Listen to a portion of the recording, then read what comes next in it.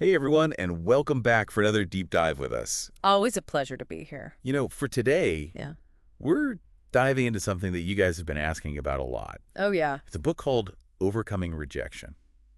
Okay. Yeah, I've heard good things about that one. And, everyone wants to know, what's the core message here? Yeah. What can I actually, take away and apply to my life? Right.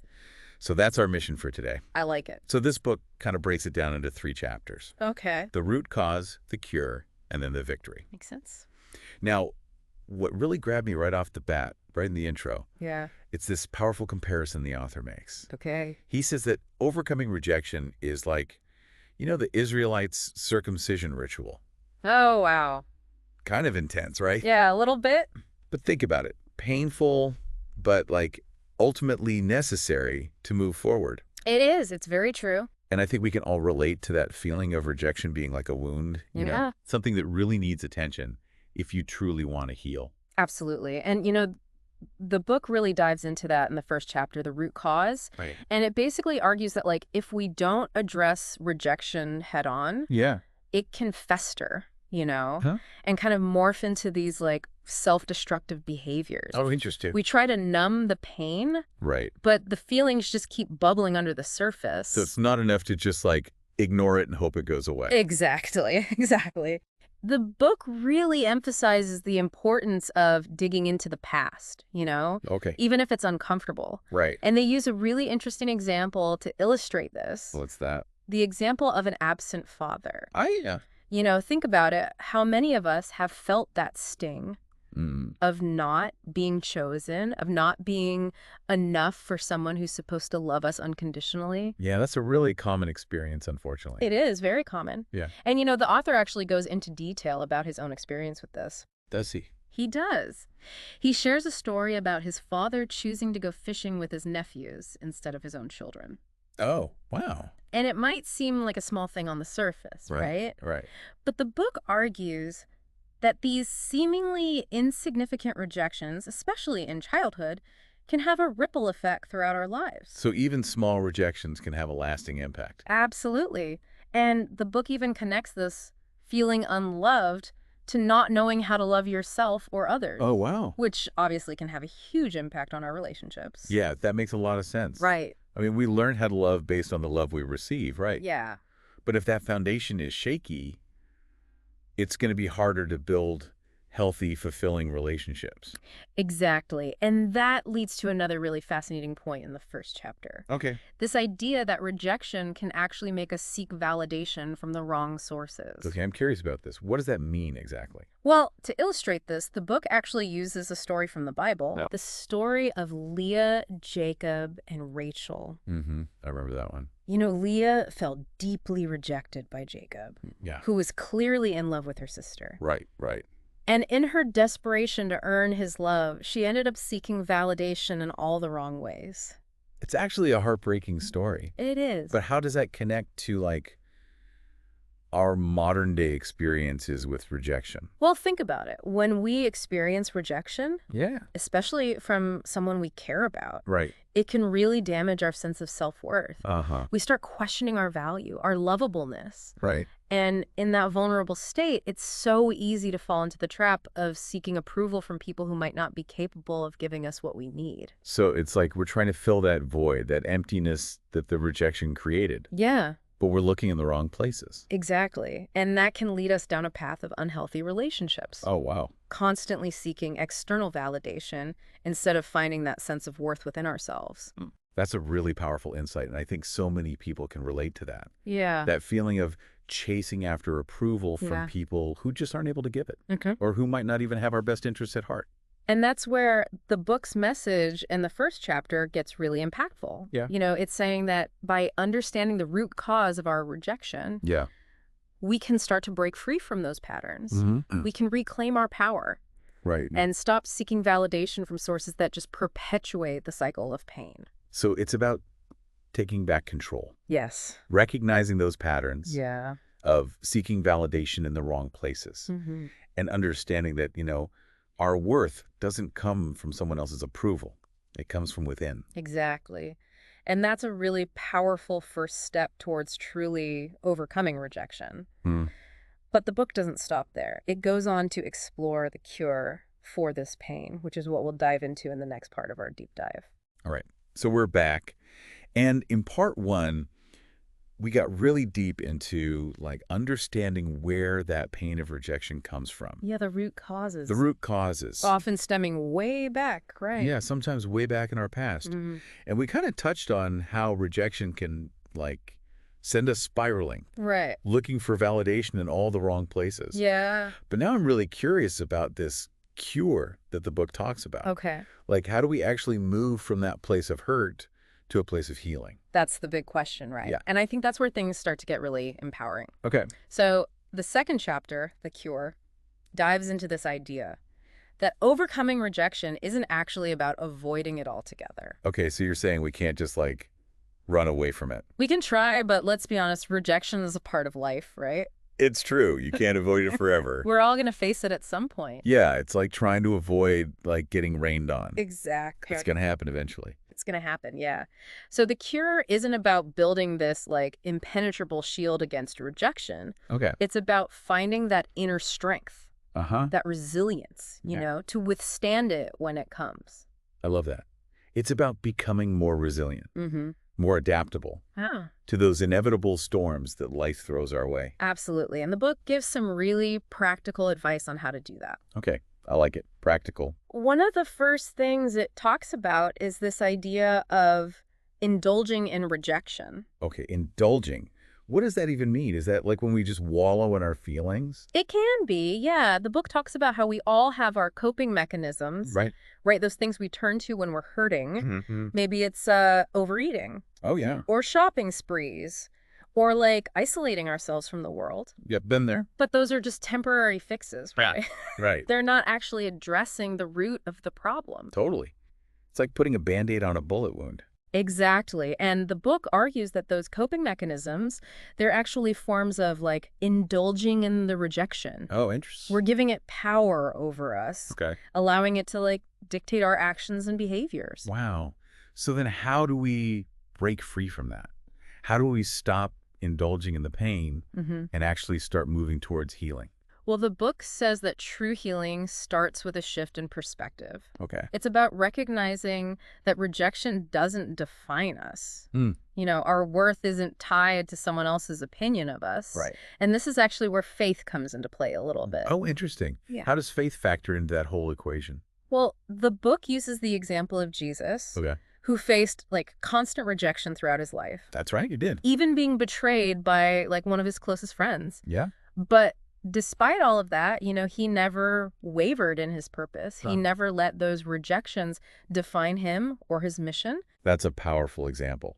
And, I think it kind of speaks to a universal truth, Yeah, regardless of like one's religious beliefs, right? absolutely. It's about finding that strength within yourself, that unwavering sense of purpose that can like carry you through even the toughest of times. I love that. And the book goes on to talk about how we can cultivate that inner strength. Okay. One of the key things it emphasizes is this idea of not taking rejection personally. Ooh, that sounds easier said than done. How can we possibly not take it personally? It feels like such a direct attack. It's definitely a challenge, but the book offers a really helpful reframing. Okay. It suggests that often when people reject us, it's not actually about us. Wait, what? It's about them. Oh, okay. They might be going through their own struggles, their own insecurities, Right. and they might be projecting those onto us. So it's like they're looking at us through this like distorted lens, Exactly. colored by their own experiences and their own pain. Yes, and when we can understand that, it helps us to detach from the rejection a little bit. Right. You know, it's not about us being unlovable or unworthy. Right. It's about the other person's limitations Yeah. and their inability to see us clearly. That is a really helpful perspective shift. It is. It takes some of the sting out of it, you Yeah. know? knowing that it might not have anything to do with our inherent worth. Right, and that's one of the most powerful aspects of the cure the book offers. Okay. It's about reclaiming our power, Mm-hmm. recognizing that our worth comes from something much deeper than someone else's approval. Right, right. And that's where, finding our identity in God, in a higher power, and whatever gives us that sense of meaning and purpose can be so transformative. It's like we're tapping into an inner source of strength and validation Yeah. that can't be taken away by, those external circumstances. Exactly. And that inner strength allows us to approach relationships differently. Okay. The book talks about changing how we handle those interactions, Mm-hmm. adapting to other people's communication styles Right. without losing ourselves in the process. Which brings up boundaries, right? Yes. How do we adapt Yeah. to others without compromising our own needs and values? That's a great point, and it's something the book addresses as well. Okay, good. It emphasizes the importance of setting healthy boundaries in our relationships. Mm. And these boundaries are essentially, like guidelines that protect our emotional well-being, Okay. helping us navigate those interactions in a way that feels safe and respectful. So boundaries are like those invisible lines we draw, to Yeah. protect ourselves from being hurt or taken advantage of. Exactly. And the book offers some practical tips on how to set those boundaries effectively. Like what? It talks about learning to say no when necessary, Right. communicating our needs clearly, Okay. and recognizing when it's time to, distance ourselves from people who consistently violate our boundaries. This is all so insightful. It feels like we're starting to build like a toolkit, for navigating rejection in a healthier way. Mm-hmm. We're understanding its roots. Right. We're recognizing those unhealthy coping mechanisms. Mm-hmm. And we're starting to develop that inner resilience and those healthy boundaries. Yes. But what about actually moving past the hurt? Mm-hmm. Like, what does victory over rejection actually look like? That's a great question. And it's where we'll pick up in the final part of our deep dive. Ooh, okay. The book's third chapter, The Victory, dives into the transformative power of moving beyond the pain and stepping into a life of freedom and fulfillment. Eye on the edge of my seat. I know, right? Can't wait to hear what that looks like. Don't go anywhere, listeners. We'll be right back with the final part of our deep dive into overcoming rejection. All right, welcome back to our deep dive into overcoming rejection. It's been an amazing journey so far. I know. I'm so excited to finally get to this last chapter. The victory. The victory. We've uncovered so much about where rejection comes from, how it can impact us, and even some practical strategies for, navigating it in a healthier way. Absolutely. But what does it actually mean to overcome it? Yeah. How do we move beyond the pain Mm-hmm. and truly thrive? That's the million-dollar question. It is. And the book really delivers in this final chapter, I think. Okay, good. It frames victory actually as a choice. A choice. Yeah. Between what? A choice between staying stuck in that cycle of pain and resentment Right. or stepping into a life of freedom and fulfillment. So you're saying it's not just something that happens to us? No, not at all. We have agency in this process. Absolutely. The book emphasizes that overcoming rejection isn't a passive experience. Okay. It requires us to actively shift our mindset, Right. our behaviors, Yeah. even how we view the people who have hurt us. Okay, that's powerful. Hmm. So it's about taking ownership of our healing, Yes. not just waiting for it to magically happen. True. But what does that actually look like, practically speaking? Right. What are some of those mindset shifts Yeah. and behaviors that we need to cultivate? Well, the book really emphasizes the importance of daily renewal. Daily renewal. It's about recognizing that those negative thoughts and feelings, Mm-hmm. those voices of rejection, Yeah. they're going to keep popping up. Right, they do. But we don't have to let them control us. Right, right. We can choose to challenge them, Okay. to replace them with more positive and empowering beliefs. That makes sense. But, that sounds like a lot of work. It is. How do we actually do that? Well, the book offers some practical strategies. Good. One of the things it talks about is changing how we handle relationships. Mhm. We've already touched on the importance of boundaries, Yeah. but it goes even deeper than that. Okay. It's about learning to communicate our needs more effectively, Right. setting clear expectations, and being willing to walk away from relationships that are consistently unhealthy or draining. I see how that ties into reclaiming our power. Yeah. It's about recognizing that we deserve to be treated with respect. Mm-hmm. And we don't have to tolerate behavior that diminishes our worth. Exactly. But what about those, like, past hurts? Yeah. Those people who've already rejected us. Right. How do we move forward from that pain? That's where the book's message gets, I think, really profound. Okay. It encourages us to see those who rejected us in a new light. Okay. How so? It suggests that maybe, they were limited in their capacity to give us what we needed at that time. Interesting. It doesn't excuse their behavior, Right. but it offers a framework for understanding Okay. and even compassion. So instead of holding on to, like, the anger and resentment, we can choose to see those people as, like, flawed human beings, doing the best they could with the tools they had at the time. Exactly. And that shift in perspective can be incredibly liberating. It can. It allows us to let go of the pain, Right. to forgive those who've hurt us, and ultimately to forgive ourselves. Yeah. For any role we might have played in those unhealthy dynamics. It's like we're breaking free from those chains of resentment, and stepping into a space of true freedom. I love that. But there's one more thing I'm, like, curious about. Okay. The book's title is Overcoming Rejection.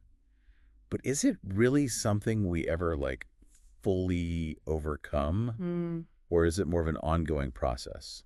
That's a great question. And the book acknowledges that overcoming rejection is a journey, Yeah. not a destination. Okay. It's not about reaching like this magical point where we're immune to pain or disappointment. Right. It's about developing the tools Okay. and the resilience to navigate those challenges in a healthier way, to not let them define us or derail us from our purpose. That's such an important distinction. It is. It's not about becoming, like, invincible, Right. It's about becoming stronger, wiser, and more compassionate. Yes. Both toward ourselves and towards others. And here's the most inspiring part, I think. What?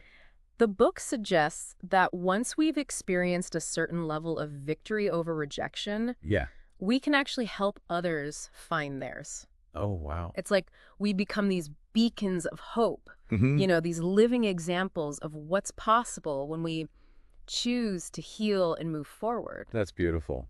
It's like turning our pain into purpose, Yeah. using our experiences to, like, guide and support others who might be struggling with similar challenges. Exactly. And I think that's the perfect note to end on. I agree.